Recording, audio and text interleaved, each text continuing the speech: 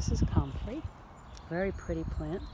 Started it from seed about a year ago, and it's kind of a weed. It's a medicinal plant.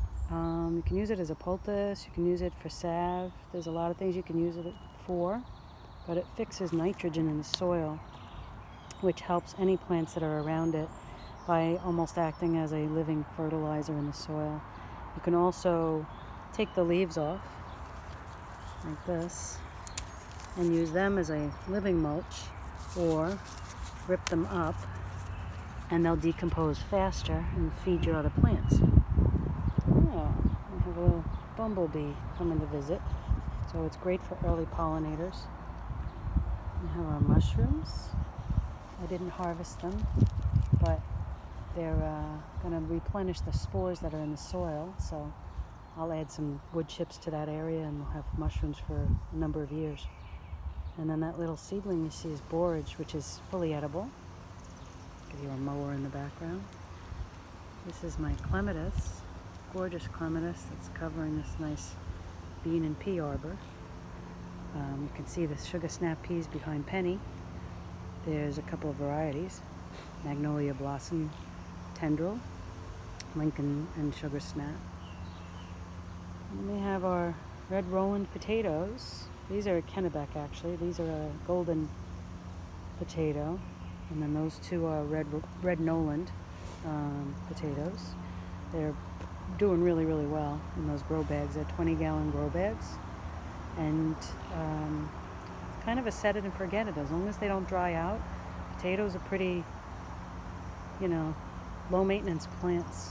And there's nothing better if you've never had a homegrown potato. It's so delicious and so fresh. So I do recommend, if you have grow bags or want to put them somewhere in a sunny spot, you've got it made. There really isn't much to do. The rest of the garden's getting a slow start. We've got anise hyssop, which it smells like licorice. It's a delicious tea.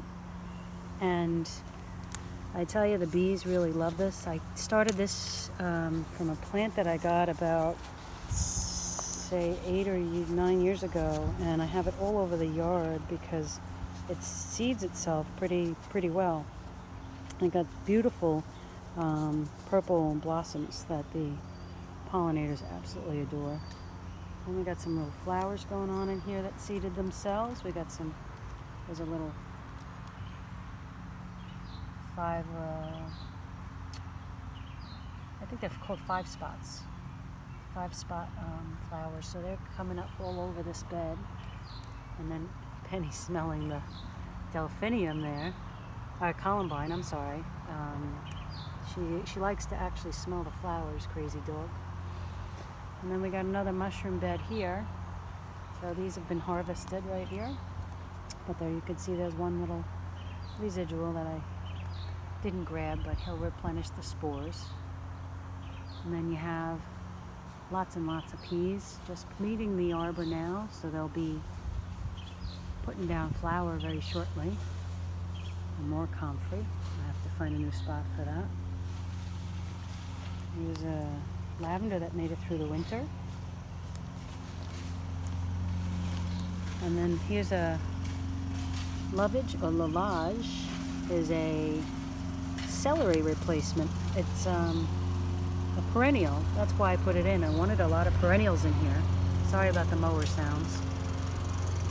This is my rhubarb and my rue. So those are for some of the pollinators. And this is for the pollinators too. We got a swamp milkweed. It's looks like it either reseeded or spread. So I'll be moving that to another location. And we've got a bearded iris bed here. This is the nursery, meaning infant nursery, not nursery as in commercial. But that's where that goes. And we have a dahlia that made it through the winter, so I kind of babied it. We're putting it in a pot. And we got some nasturtium, some coneflower, some oak leaf lettuce along this edge here. The spinach did not do well this year. It already bolted These are the little tiny seedlings, and just for size, I've been growing these since January, and that's as big as they've gotten. So not successful this year, but some years are like that. These are some cut and come again lettuce blends. And this is Alien's Other Love and Dwarf Iris. And there's some mesclun.